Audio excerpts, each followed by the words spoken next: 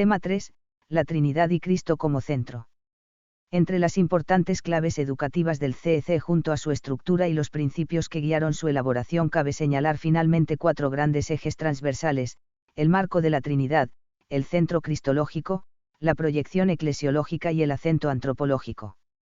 En este tema abordamos los 2 primeros, la Trinidad como marco y el misterio de Cristo como centro. Como ya hemos visto al señalar los principios directivos del CEC, nuestra fe se fundamenta de modo vivo en la Santísima Trinidad. Que la Trinidad es el misterio central de la fe y de la vida cristiana se deduce a la vez de los hechos, de las obras de Dios, de los modos y caminos concretos por los que la Trinidad se autocomunica, cf. CEC 234. No es por eso de extrañar que la estructura del catecismo sea, en su conjunto, profundamente trinitaria. La Trinidad es el marco del catecismo de la Iglesia Católica no como un borde externo que lo delimita y realza, sino en el sentido de un contexto profundo y siempre vivo que atraviesa, ilumina y vivifica todo lo que el catecismo contiene. No en vano, como sabemos, se ha dicho que la Trinidad es, el hilo conductor, del catecismo. En el compendio este marco de la Trinidad se dibuja ya en el punto primero, al explicar el designio de Dios para el hombre. Dios, infinitamente perfecto y bienaventurado en sí mismo, en un designio de pura bondad ha creado libremente al hombre para hacerle partícipe de su vida bienaventurada. En la plenitud de los tiempos, Dios Padre envió a su Hijo como Redentor y Salvador de los hombres caídos en el pecado, convocándolos en su Iglesia, y haciéndolos hijos suyos de adopción por obra del Espíritu Santo y herederos de su eterna bienaventuranza. En ese marco cabe destacar 3 novedades, respecto al modo en que otros catecismos han tratado, de modo más escaso y genérico, sobre la Trinidad, y que dependen del desarrollo teológico contemporáneo sobre este tema. En primer lugar, el subrayado sobre el papel de Dios Padre, lo que podríamos llamar una patrología; en segundo lugar, la misión doble o conjunta del Hijo de Dios y del Espíritu Santo; en tercer lugar, la riqueza de contenidos que el CEC muestra sobre el Espíritu Santo, su pneumatología. 1.1. El designio amoroso de Dios Padre y la creación. Que Dios es Padre es una afirmación que el catecismo extrae sobre todo de la Biblia, del Antiguo Testamento. Dios es Padre en razón de la creación, como origen amoroso de todo lo que existe, y de la afianza, y, con un sentido completamente nuevo, a partir de la revelación completada por Cristo, Dios es eternamente Padre en relación a su Hijo único, que es, consustancial, comparte la misma naturaleza, con el Padre, cf. CEC 238 a 242. Durante el año de la fe reconocía Benedicto XVI que a veces hoy se nos hace difícil imaginar a Dios como un Padre, al carecer de modelos adecuados de referencia. Y concretamente, para aquellos que han tenido la experiencia de un Padre demasiado autoritario e inflexible, o indiferente y poco afectuoso, o, peor aún, ausente, cf. Audienda General, 30 de enero de 2013. Precisamente en Cristo, que es también el rostro de Dios Padre, podemos ver las características de un buen Padre, del mejor de los padres, un Padre que es todo misericordia. Por otra parte, los padres cristianos han de ser para sus hijos iconos vivos de Dios Padre, que tiene también entrañas de madre. Y todos podemos y debemos mostrar con nuestra vida especialmente a aquellos que no han podido verlo en sus padres que Dios es Padre. Fiel a su metodología pedagógica o catequética, el catecismo subraya que Dios se ha revelado en Cristo plena y definitivamente como amor. Al mandar a su Hijo y al Espíritu Santo, Dios revela que Él mismo es eterna comunicación de amor, compendio, 42. Y ese amor, que es su propia vida intratrinitaria, Dios lo comienza a mostrar con la creación del cielo y de la tierra, y en ese contexto, la creación del hombre. Todo hombre, en cuanto imagen y semejanza de Dios, es, en un sentido amplio, hijo de Dios. Pero de modo único la imagen de Dios es Cristo. Todos hemos sido creados según el proyecto de Cristo. Y los cristianos, a partir del bautismo, comenzamos a ser hijos en el Hijo. Es lo que llamamos la filiación divina, que San Pablo, cf. Ef 1,5, llama adoptiva, para distinguirla de la filiación divina natural, propia solo de Cristo, pero que no por ello debe entenderse en un sentido meramente metafórico. El hombre y la mujer son, con la misma dignidad, imagen de Dios. En su ser hombre y su ser mujer reflejan la sabiduría y la bondad del Creador, CEC, 369. Dios creó al hombre a su imagen, varón y mujer los creó, GN 1,27. El hombre y la mujer están hechos, el uno para el otro, no que Dios los haya hecho, a medias, incompletos, los ha creado para una comunión de personas, en la que cada uno puede ser, ayuda, para el otro porque son a la vez iguales en cuanto personas, hueso de mis huesos. Y complementarios en cuanto masculino y femenino, CEC, 372. En esta perspectiva, educar a la sexualidad y a la afectividad significa aprender con perseverancia y coherencia lo que es el significado del cuerpo, Amoris Laetitia, 151, en toda la verdad original de la masculinidad y la feminidad, significa aprender a recibir el propio cuerpo, a cuidarlo y a respetar sus significados. También la valoración del propio cuerpo en su femineidad o masculinidad es necesaria para reconocerse a sí mismo en el encuentro con el diferente, y enriquecerse recíprocamente, en el Laudato Si, 55, Congregación para la Educación Católica, varón y mujer los creó. Para una vía de diálogo sobre la cuestión del gender en la educación, 2019, N35. 1.2. La misión doble o conjunta del Hijo y del Espíritu Santo. Como en una segunda creación, una etapa más intensa y plena de ese mismo amor, Dios Padre revela su amor y lo entrega al mundo por medio del envío o misión del Hijo y del Espíritu Santo.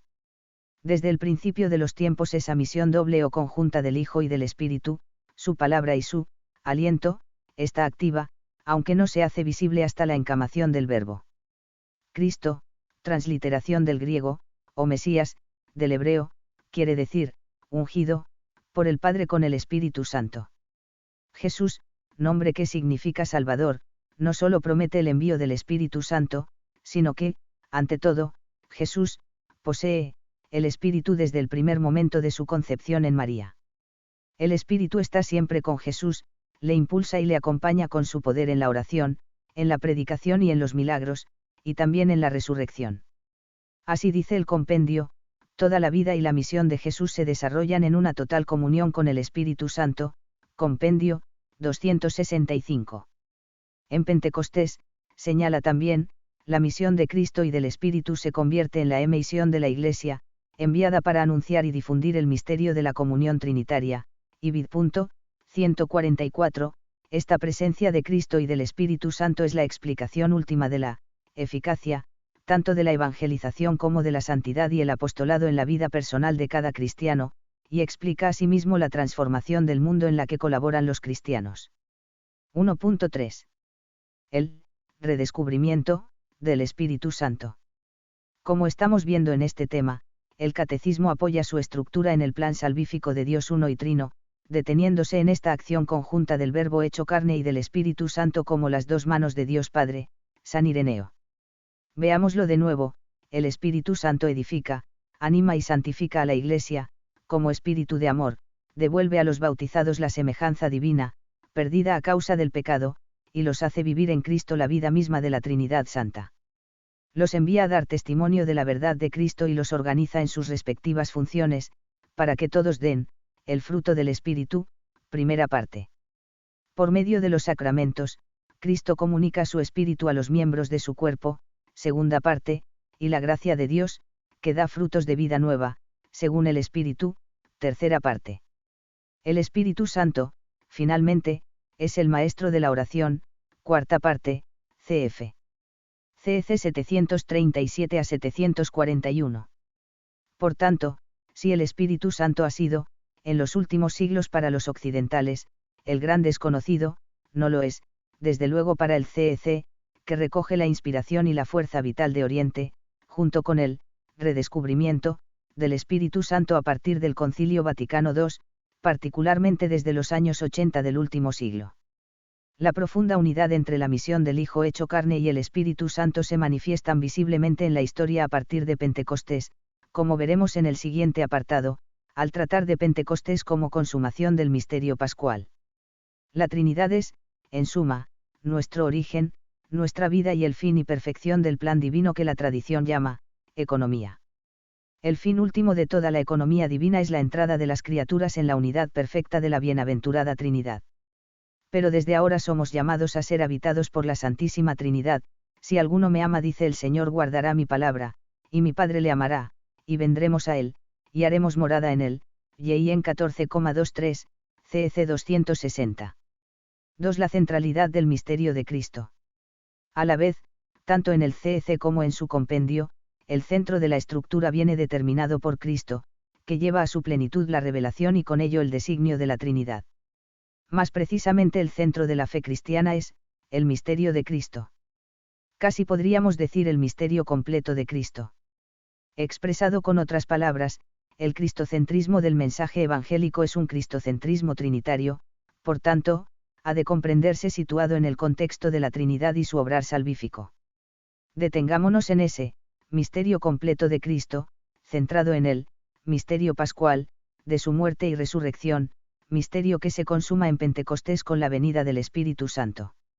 En efecto, nótese bien que se habla del misterio de Cristo y no solo de la figura de Jesús de Nazaret en su predicación, o de Cristo glorioso actualmente a la derecha del Padre. Así lo señalaba Benedicto XVI en la presentación del compendio, aludiendo una vez más a la estructura del catecismo, esta vez en clave cristológica. Siguiendo la estructura del catecismo de la Iglesia Católica, dividido en 4 partes, presenta a Cristo profesado como Hijo unigénito del Padre, como perfecto revelador de la verdad de Dios y como Salvador definitivo del mundo, a Cristo celebrado en los sacramentos, como fuente y apoyo de la vida de la Iglesia, a Cristo escuchado y seguido en obediencia a sus mandamientos, como manantial de existencia nueva en la caridad y en la concordia, y a Cristo imitado en la oración, como modelo y maestro de nuestra actitud orante ante el Padre. Es sobre todo en la liturgia como el Espíritu Santo hace presente y actualiza el misterio de Cristo, une la Iglesia a la vida y misión de Cristo y hace fructificar en ella el don de la comunión. Compendio, 223. En la celebración de los sacramentos, centrados en la Eucaristía y, de modo derivado, en la celebración de la liturgia de las horas, se celebra el misterio de Cristo, cf.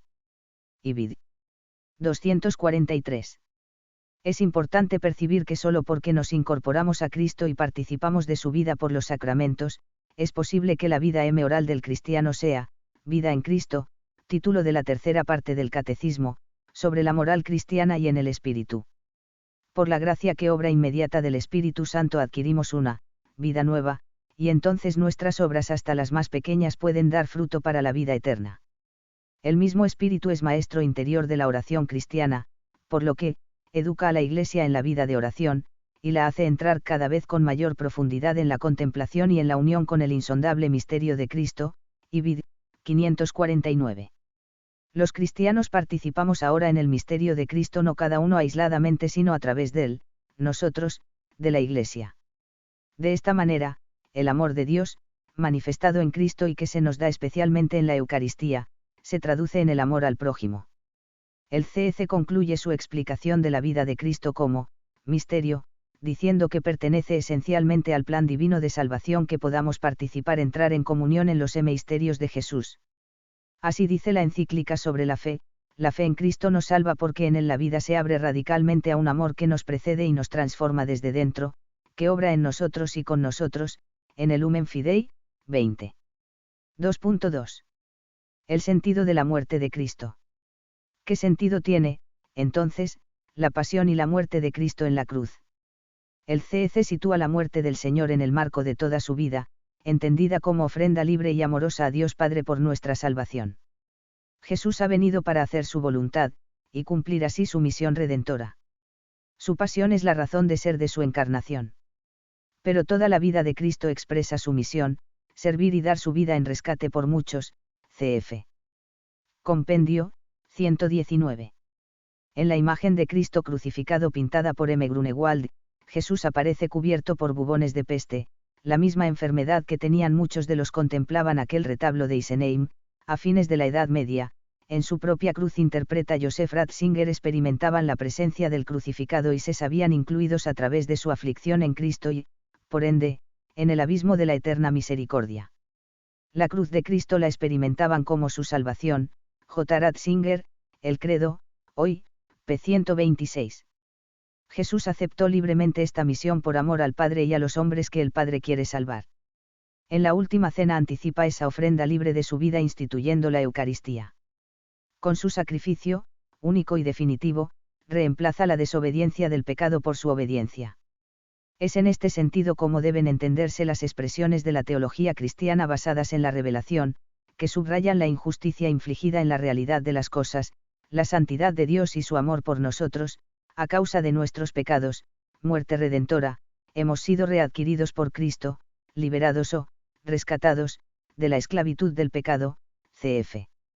CEC 601, Dios le hizo pecado por nosotros, 2 CO 5,21, Dios no perdonó ni a su propio Hijo, antes bien le entregó por todos nosotros, RM 8,32, para nuestra reconciliación con él, cf. CEC 602. La reparación, o expiación que Jesús realiza por nuestros pecados da como fruto la satisfacción de esa injusticia a la realidad de las cosas, cf. Ibid. 615, la restauración de un orden profundamente quebrantado. La obra de justicia de uno solo, la de Cristo, procura a todos una justificación que da la vida, RM 5,18, cf. CEC 618. Es también el sentido del valor de desagravio que tienen la misa y las oraciones de los santos unidas a Cristo. Pero esto no debe entenderse como si los pecados cometidos por los hombres a lo largo de los siglos acumularan una inmensa deuda ante Dios, y Dios solo se sintiera satisfecho o aplacado mandando a su Hijo a la cruz. Dios Padre participa íntimamente en el sufrimiento de su Hijo. Y de su unión de amor y dolor, el Espíritu Santo que procede eternamente del Padre y del Hijo brota para nosotros como un impulso nuevo desde la cruz, cf. Yin 19,30. Podría decirse que, Cristo es el sacramento del dolor de Dios por su pasión infinita de amor por nosotros. En suma, la misericordia de Dios es la única verdadera y última reacción eficaz contra la potencia del mal y sus tremendos daños, violencia, mentira, odio, crueldad y soberbia, para el hombre y el mundo, cf. Benedicto XVI, en El Osservatore Romano, 16 de marzo de 2016. Así afirma la encíclica Spii Salvi, el hombre tiene un valor tan grande para Dios que se hizo hombre para poder compadecer él mismo con el hombre, de modo muy real, en carne y sangre, como nos manifiesta el relato de la pasión de Jesús. Por eso, en cada pena humana ha entrado uno que comparte el sufrir y el padecer, de ahí se difunde en cada sufrimiento la consolatio, el consuelo del amor participado de Dios y así aparece la estrella de la esperanza, N39. En la cruz, Cristo se muestra como Dios amor que lleva nuestros pecados y nuestros dolores. A propósito de la pasión del Señor y de la participación de Dios Padre en el sufrimiento de Cristo, ha señalado el Papa emérito Benedicto XVI, en algunas zonas de Alemania hubo una devoción muy conmovedora que contemplaba la Naat Gats, la indigencia de Dios. A mí me evoca una imagen impresionante que representa al Padre que sufre, que como Padre participa interiormente en los sufrimientos del Hijo. Y también la imagen del trono de gracia forma parte de esta devoción, el Padre sostiene la cruz y el crucificado, se inclina amorosamente sobre él y de otra parte, por así decir, está junto con él en la cruz.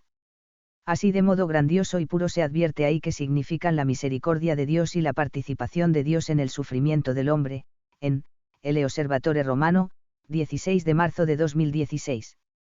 En un congreso internacional sobre el corazón de Jesús, Toulouse, 1981, señala el entonces cardenal Ratzinger, dejar que el Hijo sufra es la pasión del Padre, y en ella sufre con ambos el Espíritu, del cual Pablo dice que gime en nosotros, que porta en nosotros y para nosotros la pasión según el deseo de la redención total, cf.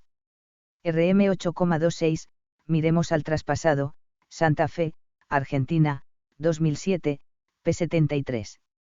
Y en 1988 Joseph Ratzinger escribía que en la imagen de la piedad, María representa la compasión, el compadecer, el sufrimiento maternal de Dios. En ella culmina la imagen de la cruz, el dolor de la madre es dolor pascual que inaugura la transformación de la muerte en el Redentor coexistir signado por el amor, el credo, hoy, p. 118. Durante el tiempo de su sepultura, Jesús abre las puertas del cielo a los justos y le habían precedido, cf. CEC 631 a 637 y compendio 125. El misterio del abade santo expresa su participación en el destino mortal del ser humano. Iber Almohadilla, ha suprimido nuestra más extrema soledad. 2.3. La resurrección, una explosión de luz y de amor. Resurrección, es un término que parece indicar simplemente volver a la vida. Sin embargo, Cristo no volvió a la vida sin más como Lázaro u otros resucitados por Jesús, para volver luego a morir. La resurrección de Cristo es un acontecimiento único que no tiene analogía con ninguna experiencia humana. Ellos volvieron de la muerte, pero Jesús venció de modo definitivo e irreversible la muerte. El CEC distingue un doble sentido de la resurrección de Cristo: nos ha liberado de la esclavitud del pecado, y nos ha alcanzado la condición de hijos de Dios, cf. CEC 654. Resultó sorprendente cuando en 2006 Benedicto XVI en su discurso a la Asamblea Eclesial Italiana en Verona dijo que la resurrección de Jesucristo fue, como una explosión de luz, una explosión de amor que rompió las cadenas del pecado y de la muerte. Así seguía explicando: inauguró Cristo una nueva vida y un mundo nuevo que penetra el nuestro, para transformarlo y atraerlo hacia Dios. Es lo que acontece a través de la Iglesia, a la que nos incorporamos por el bautismo. Ahí mi yo queda insertado en la vida de Cristo. Y así el yo de cada uno, sin perder su personalidad, se transforma en el nosotros de la fe, portador de la alegría y la esperanza para el mundo. Es lo que también expresa el misterio de la ascensión: Cristo abre a la humanidad el acceso a la casa del Padre, a la vida y a la felicidad de Dios, CFCC 661.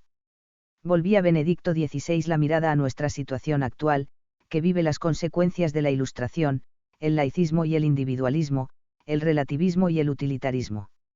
En este ambiente los cristianos no podemos encerramos, sino que hemos de abrimos con confianza, iluminando y vivificando con la fe tantas energías que pueden contribuir al crecimiento cultural y moral de la sociedad. Hemos de llevar a cabo esa tarea por medio del testimonio concreto de la fe en la vida diaria, proponía el Papa Benedicto, sin perder de vista la relación entre la propuesta del Evangelio y las preocupaciones y aspiraciones más íntimas de las personas. Y enumeraba: la vida afectiva y la familia, el trabajo y la fiesta, la educación y la cultura, las situaciones de pobreza y de enfermedad, los deberes y las responsabilidades de la vida social y política.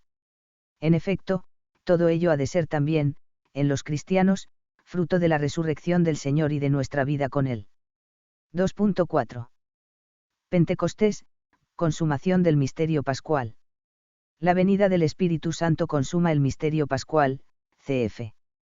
CEC, 731 a 732. Gracias al Espíritu Santo que brota como fruto de la cruz, cf. Y en 19,30 a 34, se nos da el Espíritu mismo de Jesús.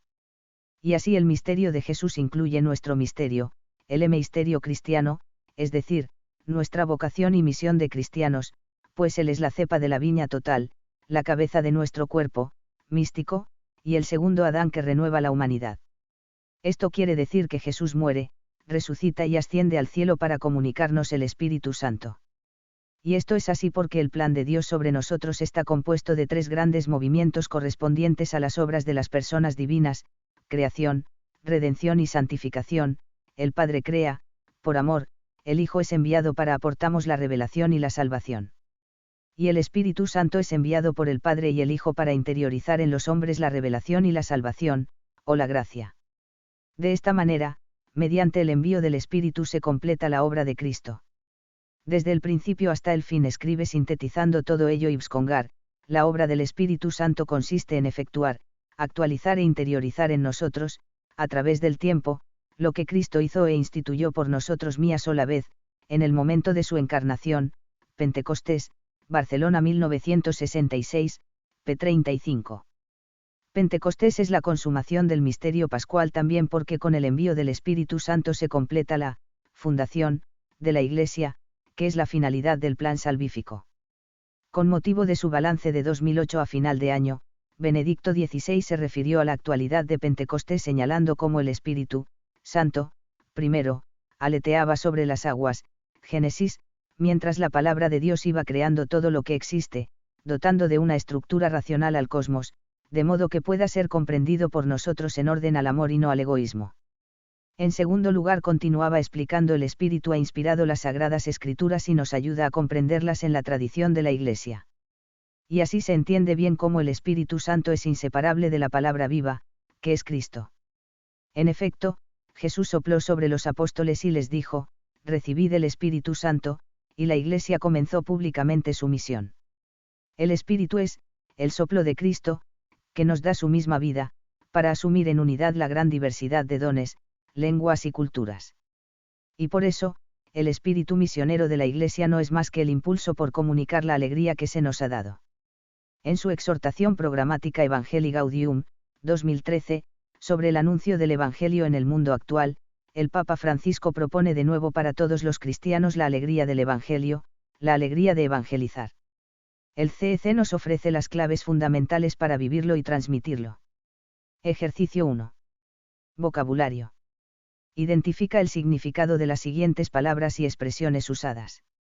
Hijos en el Hijo, cristocentrismo trinitario. Misión doble o conjunta del Hijo y del misterio pascual Espíritu Santo. El, nosotros, de la Iglesia, economía divina. Ejercicio 2. Guía de estudio. Contesta a las siguientes preguntas. 1.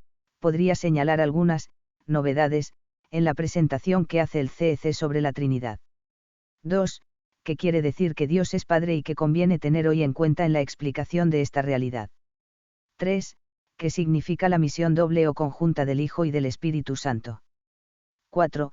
¿En qué sentido el CEC impulsa el redescubrimiento del Espíritu Santo? 5. ¿Cómo se manifiesta el misterio de Cristo en la vida cristiana? 6.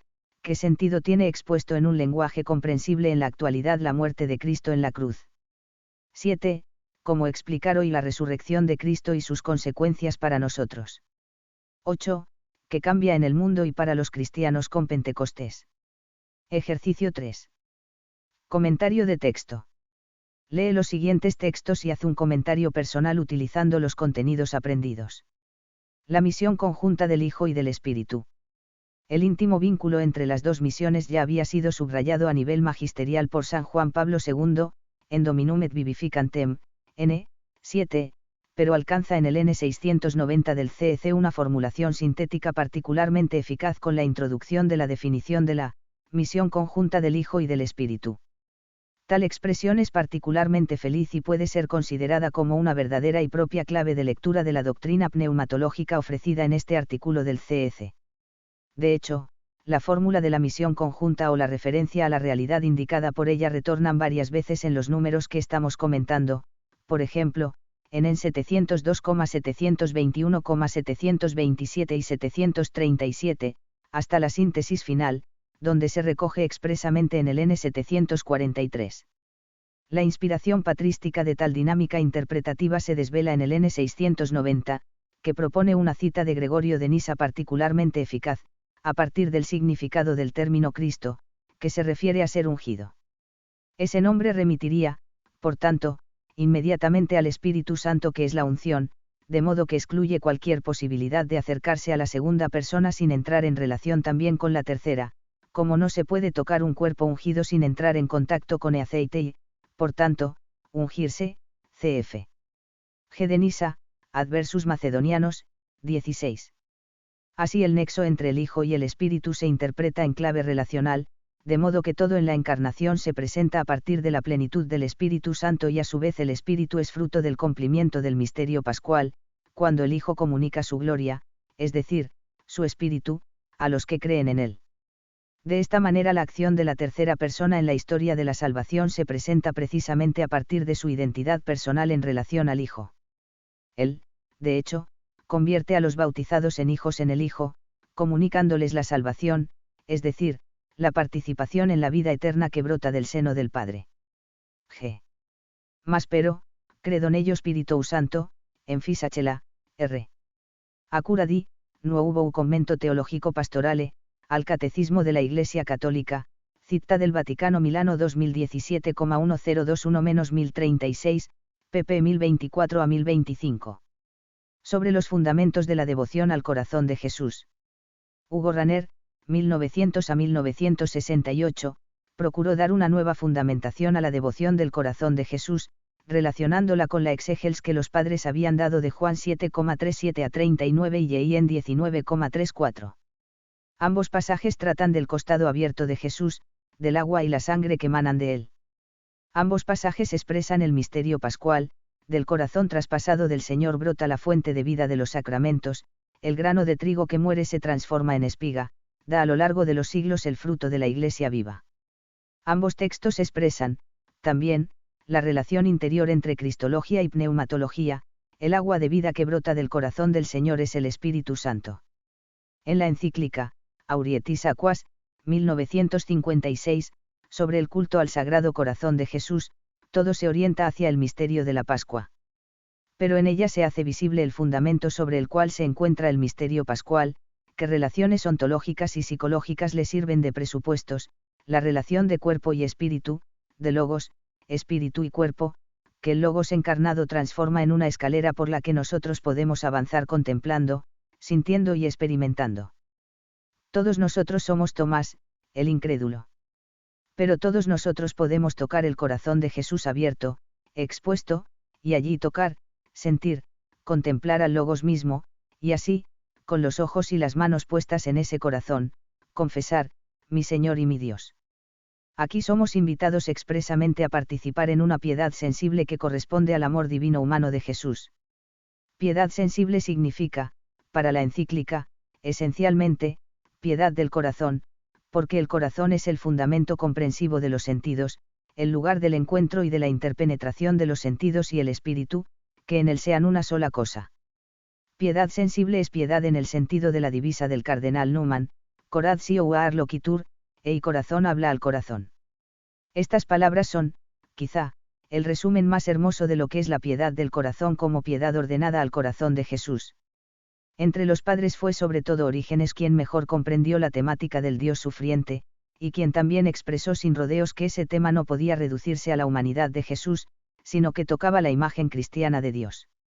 Dejar que el Hijo sufra es la pasión del Padre, y en ella sufre con ambos el Espíritu, del cual Pablo dice que gime en nosotros, que porta en nosotros y para nosotros la pasión según el deseo de la redención total, cf. Rm 8,26. Orígenes fue también quien formuló la hermenéutica canónica del tema del Dios sufriente: si escuchas hablar de las pasiones de Dios, entonces relaciónalo siempre con el amor. Dios sufre, porque ama. La temática del Dios sufriente sigue a la temática del Dios amante y remite siempre a ella. El auténtico avance del concepto de Dios cristiano respecto al antiguo radica en saber que Dios es amor. H. Gross, 1916 a 2008, ha indicado que en el Antiguo Testamento se habla 26 veces del corazón de Dios, es visto como el órgano de su voluntad, según el cual el hombre es juzgado. Esta línea es asumida por Oseas 11 y conducida a una profundidad nueva. Dios debería revocar la llamada de Israel, entregarlos a sus enemigos, pero mi corazón se vuelve contra mí, mi compasión quema. El corazón traspasado del crucificado es el cumplimiento literal de la profecía del corazón de Dios, que trastoca su justicia por compasión y, precisamente de este modo, permanece justa. La escuela estoica ve en el corazón el sol del microcosmos, la fuerza vital y la fuerza de supervivencia del organismo humano y del hombre en general. El estoicismo define la función de este hegemonicón, de esta fuerza conductora, como sínteresis, como tarea de conservación. Cicerón formula el sentido de esta conservación en esta frase: omte animal, id agit, ut se conservet, todo animal, obra para conservarse. De un modo semejante Séneca: omnia, feruntur in conservationem suam, todo conduce a la autoconservación. La tarea del corazón es la autoconservación, la resistencia y la consistencia de lo propio. El corazón traspasado de Jesús también ha revolucionado o trastocado esa definición, cf. Oseas 11,8. Ese corazón no es autoconservación, sino donación de sí. Él salva al mundo en cuanto se abre. La revolución del corazón abierto es el contenido mismo del misterio pascual. El corazón salva, sí, pero salva en cuanto se dona, se derrocha. Así en el corazón de Jesús nos es dado el centro del cristianismo. En el todo ha sido dicho, la novedad verdadera y realmente revolucionaria que sucede en el Nuevo Testamento. Ese corazón llama, habla a nuestro corazón. Nos invita a salir del intento vano de autoconservación y a encontrar la plenitud del amor en el amar junto con Él, en el donarnos a Él y con Él, pues únicamente la plenitud del amor es eternidad y conservación del mundo. J. Ratzinger, El misterio pascual, contenido y fundamento profundos de la veneración del corazón de Jesús, en ID, Miremos al traspasado, Santa Fe, Argentina, 2007,60 a 88.